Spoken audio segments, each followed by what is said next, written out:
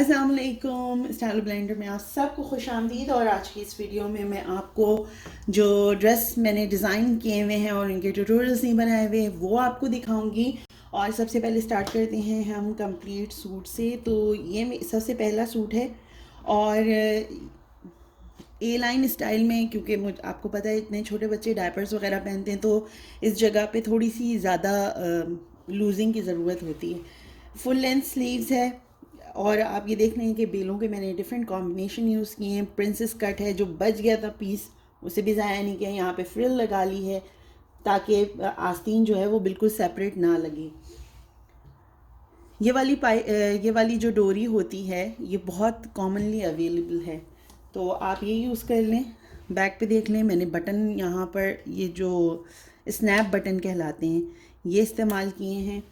और इसके साथ जो है ये मैंने गोल्डन ट्राउज़र लगाया था और गोल्डन पिंक और इस तरह के जो कॉमनली यूज़ कलर हैं आप उनके जो है ट्राउज़र्स सी के रख लें 6-8 जो कॉमन कलर्स होते हैं। उसके बाद आप जितने भी कपड़े स्टिच करती जाएंगी फैंसी, उनमें ये कलर ज़रूर इस्तेमाल होता है। तो आप उनके साथ ज़रूरी नहीं कि हर सूट के साथ आपने एक नया ट्राउज़र बनाना है। स्पेशली छोटे बच्चों के लिए इतना ज़्यादा ट्राउज़र की तरफ ध्यान नहीं जाता।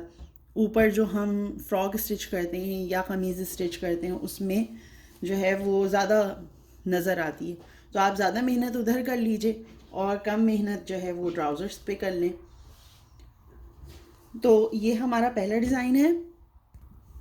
ये हमारा है अब दूसरा डिज़ाइन और आप इसमें देख लें कुछ इसमें ज़्यादा करने की ज़रूरत नहीं है। ये भी बचा हुआ पीस था और इस तरह से बस मैंने इसे ए लाइन स्टाइल में स्टिच किया है।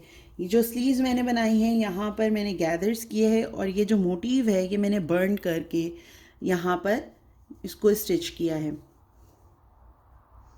ये किनारों किनारों पे मैंने सारी स्टिचिंग की है, शायद आपको नज़र आ रहा हो।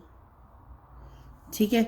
और बैक पे वही बटन पट्टी खोल के यहाँ पे टिक बटन लगा लें या स्नैप बटन, जो भी आप लगाना चाहें। पीछे से ये इस तरह से है और आगे से इस तरह से, क्योंकि इस पे ऑलरेडी इतना काम हुआ था तो ज़्यादा कुछ करने की ज़रूरत नहीं थी मुझे।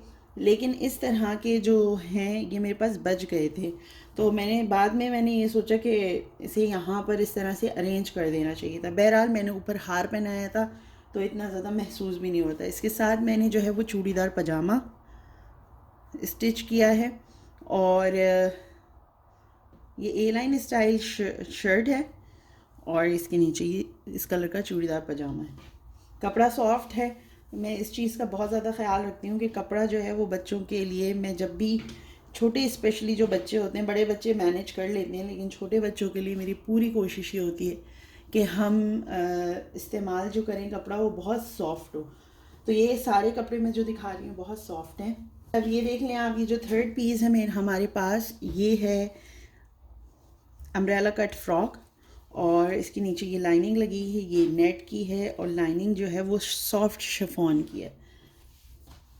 इसकी जो स्लीव्स हैं वो मैंने इस तरह से बनाई हैं। यहाँ पे मैंने प्लेट्स डाल दी हैं। अगर आपके पास पाइपिंग हो तो पाइपिंग यहाँ पर लगा के ये बिल्कुल और आप क्लीन लुक दे सकते हैं, लेकिन मेरे पास ना बेल बची थी और ना मेरे पास इस कलर में कोई पाइपिंग थी, तो इसलिए मैंने यहाँ पे कुछ नहीं लगाया।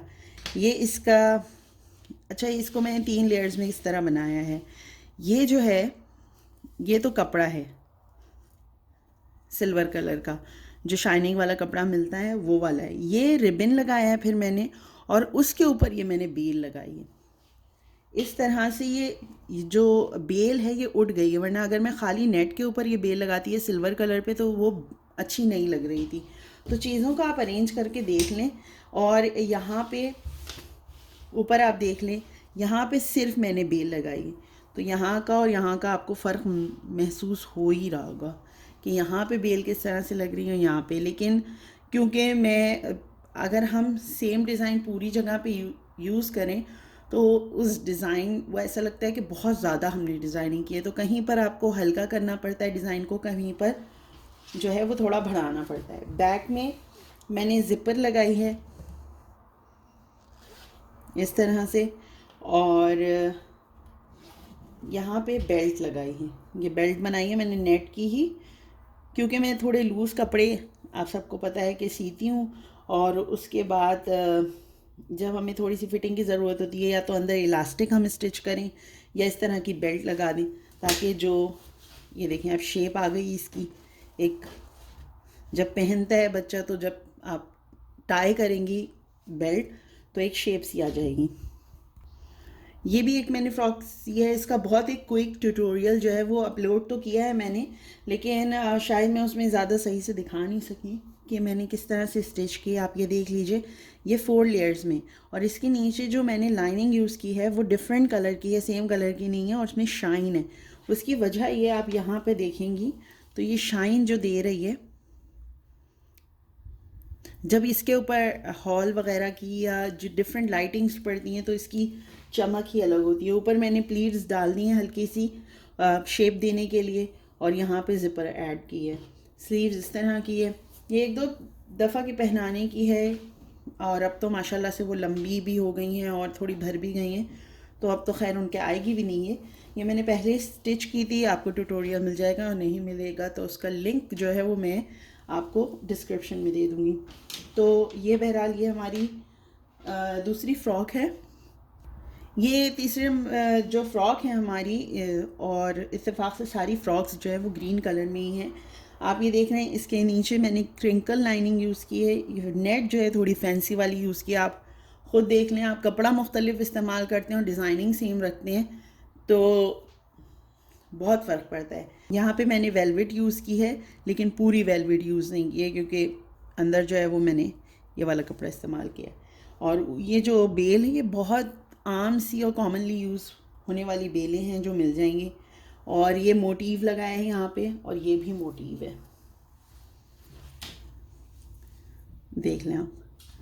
बैक पे ज़िपर है, और ये जो है हल्का सा कॉलर दिया है, बहुत ज़्यादा ये जब गले पे बैठती है ये फंसा हुआ कॉलर नहीं है, लेकिन ये कॉलर का सा लुक देती है, ऐसा लगता है कि ज्वेलरी अगर मैं पहनी हुई इसकी कोई पिक्चर हुई तो मैं ज़रूर उसको अटैच कर दूँगी, नहीं तो मैं इंस्टाग्राम पे अपने ढूंढ के पिक्चर ज़रूर लगा दूँगी, तो आप वहाँ जाके देख सकती हैं। ये अम्ब्रेला कट है, ये 1 कट है, सिर्फ 1 कट है ये, और ये अम्ब्रेला स्टाइल में कट हुआ हुआ है। और मेरे ख़्याल से मैंने ऐसी कटिंग आपको पहले बताई हुई है। बेल्ट एज़ यूजुअल इसमें लगी हुई है, और स्टिचिंग अपनी जगह, लेकिन आप कपड़े की चॉइस भी जो होती है वो भी बहुत मायने रखती है। अगली वीडियो में इंशाल्लाह मैंने जितने काले, ब्लैक एंड वाइट और इसका कॉम्बिनेशन में सिए हैं ब्लैक, वाइट और ग्रे के, वो मैं अपलोड इंशाल्लाह करूँगी और आपको उससे भी आइडियाज़ दूँगी। एक बहुत प्यारी सी मैंने कोटी बनाई थी, और ये पूरा बेसिकली सूट है, और इसकी पिक्चर्स आप देख सकते हैं क्योंकि मैंने इसका ट्यूटोरियल बनाया था, लेकिन वो मेरी भांजी से मेरा लैपटॉप जो है वो गिर गया और उसकी हार्ड ड्राइव करप्ट हो गई। तो बहरहाल उसमें मेरे 15-20 ट्यूटोरियल्स थे, वो सारे ऐसे ही क्या कह सकती मैं आपको, बहरहाल सॉरी। तो ये इस तरह से मैंने स्टिच की, ये बहुत पहन के प्यारी लग रही थी। आप स्क्रीन पे अपने पिक्चर्स जो देख रहे हैं, ये बहुत मैंने दिल से सूट सिया था, और क्योंकि मुझे इसके कलर्स बहुत अच्छे लग रहे थे। आप देख रहे होंगे कि इसके ट्राउज़र पे भी मेरी अलग से मेहनत हुई हुई है, और छोटी थी, 6 महीने की, 6-8 महीने की थी तब मैंने ये स्टिच किया था, और ये मैंने अपने सूट से स्टिच किया था। मैं आपको अपनी कमीज़ भी दिखा देती हूँ जो मैंने अपनी कमीज़ स्टिच की थी। ये देखें, ये मेरी शर्ट थी जो मैंने स्टिच की थी, और इसके साथ मैंने साइडों में पाइपिंग यूज़ किया। पाइपिंग देख लें मैंने कितनी नीट इस्तेमाल की है यहाँ पर। इसका तरीक़ा मैं आपको इंशाल्लाह ज़रूर बताऊँगी। और ये बहुत मामूली सी बेल है, लेकिन जब आप चीज़ें जोड़ते हैं, आपके जो सिलाई का अंदाज़ होता है उससे बहुत फ़र्क पड़ता है। ये मैंने इसकी स्लीव्स बनाई थी, ट्राउज़र इसका प्लेन, कोई ख़ास इतना ज़्यादा उस पर मैंने वर्क नहीं किया था, और इस तरह से ये मेरा सूट है। उम्मीद है आपको आज की वीडियो अच्छी लगी होगी। इंशाल्लाह मैं अगली वीडियो में आपसे फिर बात करूँगी, थोड़ी सी मुलाकात करूँगी। अपना बहुत सारा ख्याल रखिएगा और मुझे अपनी दुआ में ज़रूर याद रखिएगा। अल्लाह हाफ़िज़।